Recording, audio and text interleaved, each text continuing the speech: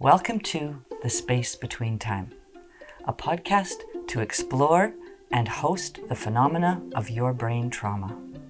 Do you experience extrasensory sensations? Does the unknown vibrate around you? Sometimes subtle, sometimes larger than life? With us, you won't have to put away that part of you that is not normal. In The Space Between Time, we invite you to share your un-sharables. Let's explore how your experience has shaped your life. Our goal is for you to know that you are not alone. Hi, welcome back, Marilyn, to The Space Between Time. We're here today to continue our discussion about Marilyn's journey through her traumatic brain injury and the phenomena and the sensations and the isolation and all the different things that you've experienced. I think for those who don't know the story, I haven't seen the beginning, I just would like to mention that, Marilyn, your head injury came from a vehicle accident, right? Mm-hmm. And Yes. when you were 13, almost 14, and you experienced many things.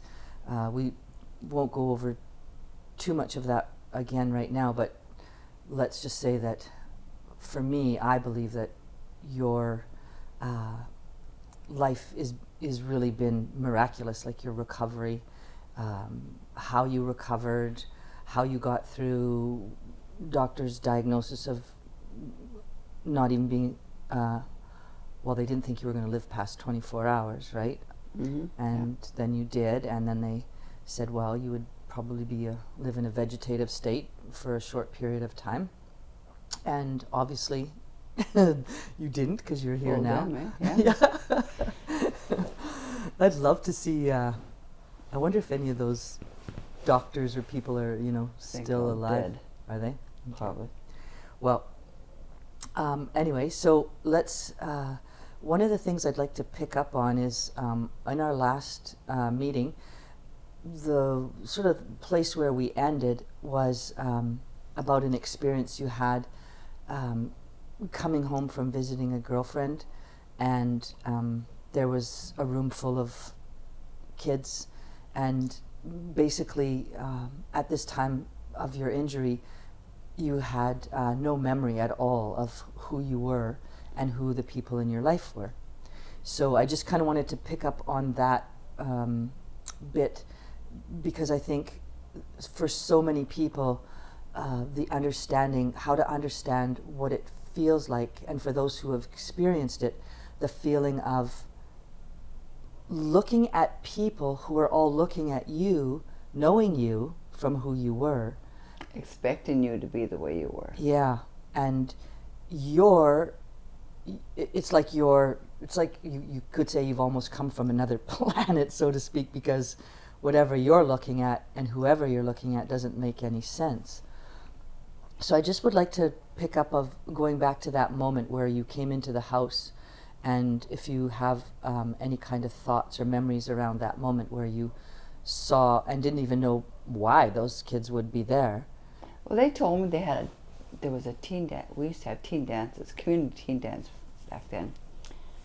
And they found I was hurt, and they threw a dance for me, and the money that they collected from the dance, they bought me a transistor radio, beautiful transistor radio, and a record album.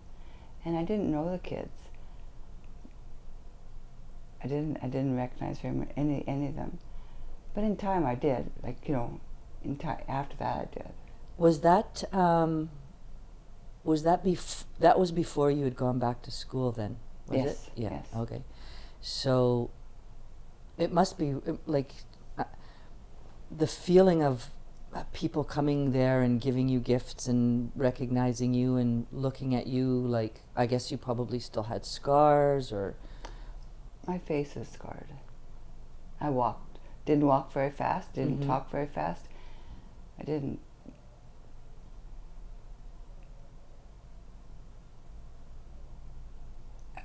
I wasn't the person that they wanted me to be. Mm-hmm. Mm. So it must have been really awkward. I don't remember that. Yeah. I remember them sitting there looking at me. They didn't know what to say to me, and I didn't know who they were, so I wasn't going to talk to them either. Right. But you know, the lady did very well. The lady told us what was going on. The kids didn't stay very long. Okay. Yeah. When you, I'm not sure if you would recall how it felt afterwards, and I know we've talked about short-term memory. Would events that would come forth in your life like that, would you feel even like more confused or bitter, angry? Like, what kind of feelings would it trigger in you when people would look at you and you would? I never thought about it. Well, when my mom took me shopping in the stores, I remember going to Polo Park, and in Sears there used to be an elevator going up, and people would look at me and stare at me because my face is pretty scabbed up underneath my eyes, above my forehead, in my forehead, and people would just look at me and say, "You look awful. What happened to you?" But no one asked me. If they just asked me what was wrong with me, I'd have no problem telling them. Wow. Instead of just giving the dirty looks all the time. That's interesting. And to walk, I used to hold my mom's arm to steady me, to steady myself to walk, and so I wouldn't slip and fall. And then one day we both fell. My legs went out. We went down, and we sat there and we laughed about it because it was funny. We must look hilarious, but that's a new memory. No, that's an old memory. I remember that. Memory. Yeah. No. Yeah. So as you were going through the experience of just every day, what are some of the emotions, like, can you describe to me, because I know? I'm sorry, I know the confusion, really confused, not remembering, not knowing anything. It's confusion, and it's frustrating. When I try to do something, nothing worked out. Like I couldn't think properly. The thinking, it sounds weird. Like you think it's a natural gift. You gotta learn how to think. You know? I did anyway. One of the things that I'm really excited about is that since the first podcast has aired, I've received a lot of comments from people that I know, and friends, family, and people that I don't know, and people are really finding such a connection to your story. People that have brain traumas, from whether it's been seizures or accidents or heart attacks or whatever, they're really finding that they're relating to the sense of isolation, confusion, and they're finding. I had a interesting talk the other day with a friend who, when she, heard about the swearing part, for example, right, and how hard it is to hold back from swearing. It's just like a natural part of your expression, which obviously wasn't that way for you before the accident. And she's just like, wow, she's like, it feels like I have permission now to just fucking swear. And she went on like, I won't say how many she said, but she didn't feel alone anymore. That's just why I'm doing this, because not to feel alone anymore, and the frustration and the confusion. That's important. This is important to me. Yeah, and what I find very fascinating is that you're finding a sense of relief also in this process. Like it's helping you to feel more connected, I think, in some way to your own story, which is really important, because part of the story of your experience has been holding back. Not, because you don't want to look like you're different. You don't want to sound like you're different. Nuts. But this is it. Yeah. I'm not the only person feeling this way. A lot of people out there feeling this way. Now they can talk about it. Now they'll feel better about themselves. Mm-hmm. Yeah. And what about the experience of family? Because I think that is so huge in terms of our family is there trying to do their best, but especially probably back in 1969 when your accident happened, no one knew anything. There, even the medical people didn't know what to do for you. Basically, you were put on a mattress in a room on the floor, and they couldn't do anything. Hoped for the best, or not even hoped. Research really helped for people now. Right. So, how about let's talk about a little bit of the family and how it is. Like you have a fairly large family, and just trying to everybody to get along. It's hard enough getting along without someone whose mind has been basically erased and has been brought back into the family, and everybody has to try to cope in a situation. What do you have to say about that situation that could help others through their experience being back in a family?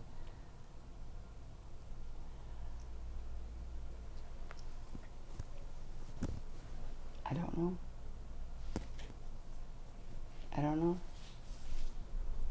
Was there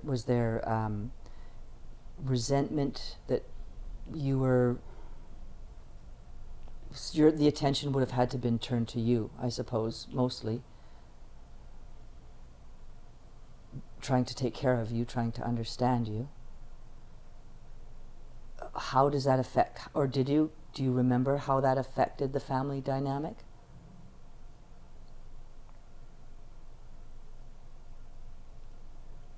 I wish I could say something. This is about helping other people move through their. I'm trying to think. Like how. I don't. Everything would have been turned upside down, in terms of.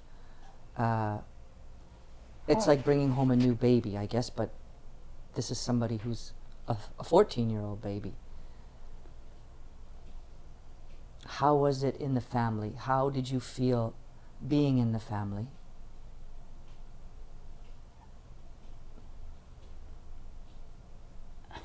Secluded. Like, it's good to let. I'm trying to think. Yeah.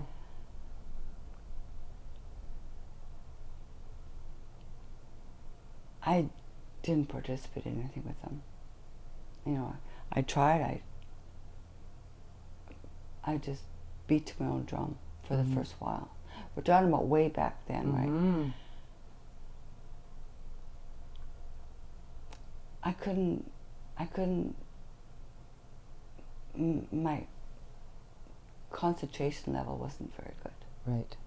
So I don't remember. So did you feel left out? No. I didn't feel left out. I felt, I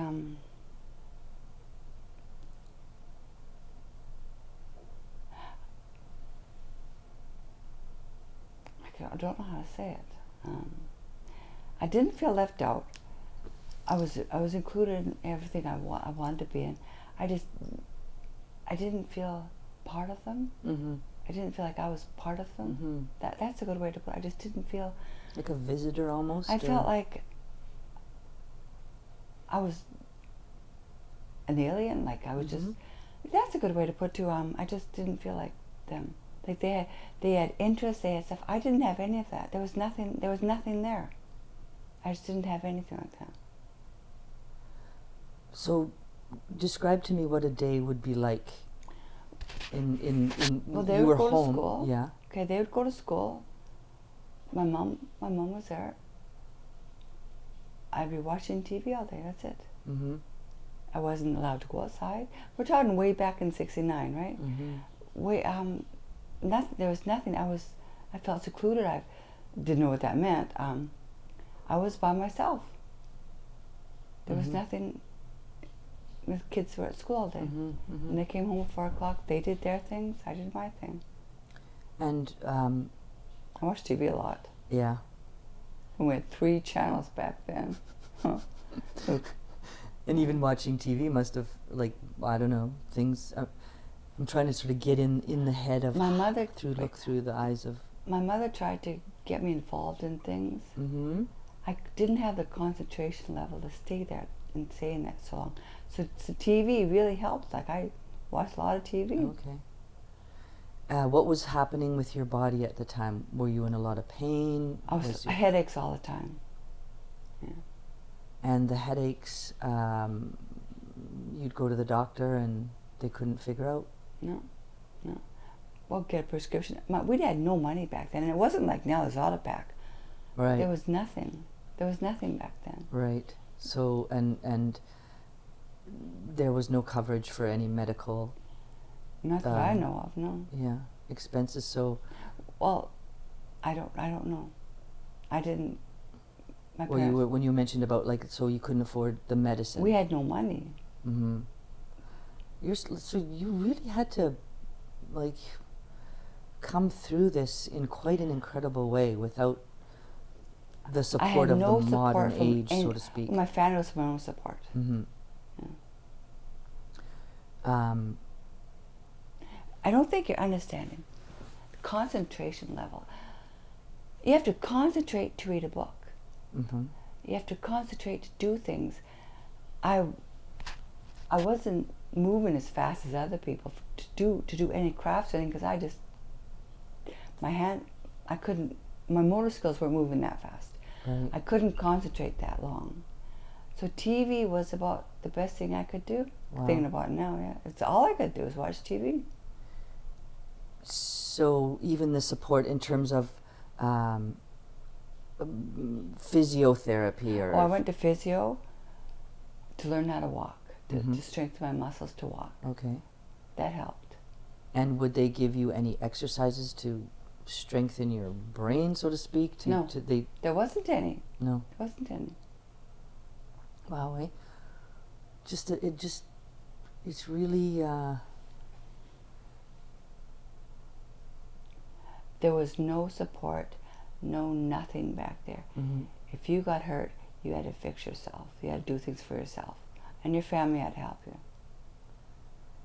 In the beginning, in our first podcast, when we were talking about the experience you had in your coma and the out-of-body experience and the guides, your spirit guides, or that came to you, and was that something, do you feel that I thought about it all the time.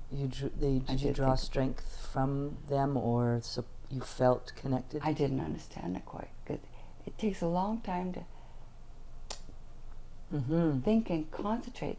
I don't think you understand it. You know, when you're learning something new, you have to learn it and learn it. Like I have to learn and learn things over and over again. Repeat the process over and over. Repeat is very important to me. I have to do things over and over again. And then I'll remember and understand it.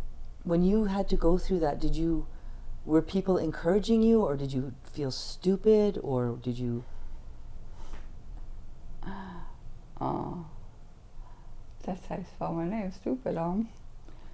Is that what you used to say? Yeah, well, yeah. I felt stupid. I couldn't understand things. I couldn't understand anything. Because people were telling you, no, that's not right, or no, that's not, like... That's not the way you do it. Try again. And I did try again, but nothing, I couldn't remember how to do it again, over and over again. Like when I went back to school, I knew they took the time and showed me how to do it. And I could remember how to do it, but as soon as I walked out of the class, it was gone. I couldn't remember anything. I'm better now. But back then I couldn't remember. I just couldn't remember anything. I did go to class for a couple times, and I understood everything while I was there. But as soon as I left the classroom, I couldn't remember any of it. Anything I had learned.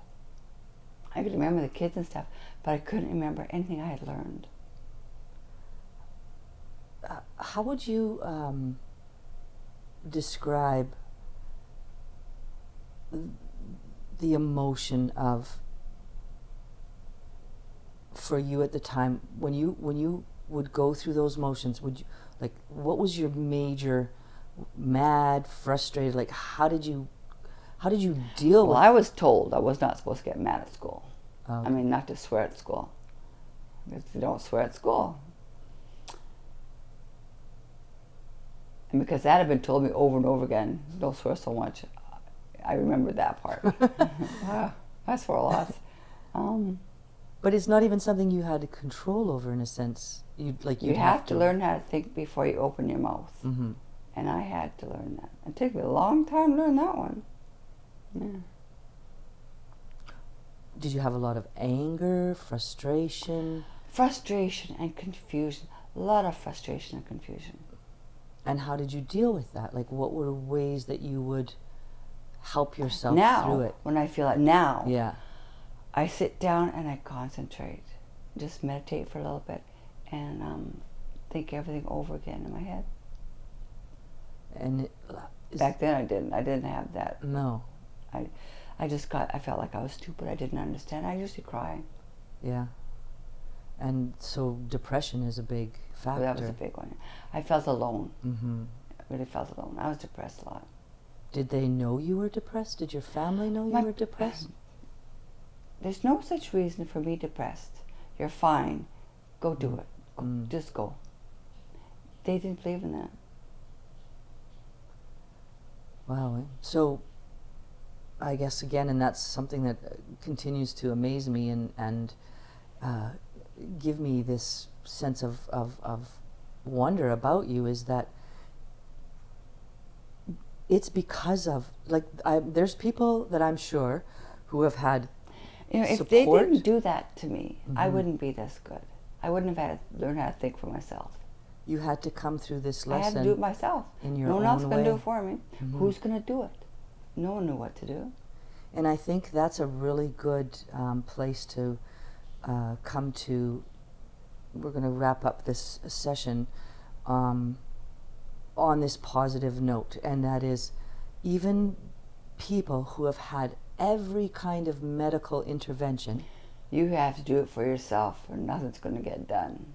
At the end of the day, you do have to. You have to work on yourself. You have to take the step to understand that no one, and that, you know, this message kind of travels across for a lot of people. Whatever you're going through, being the one to know that you're in charge of you, right? You're the one that has to do it for you. Even though there's a huge network of support, way more than you've ever. Wow, there's a huge. That's like a hawk or something. Whoa. What? That's our friend. Wow, wish you could see that. I'm sure I will after.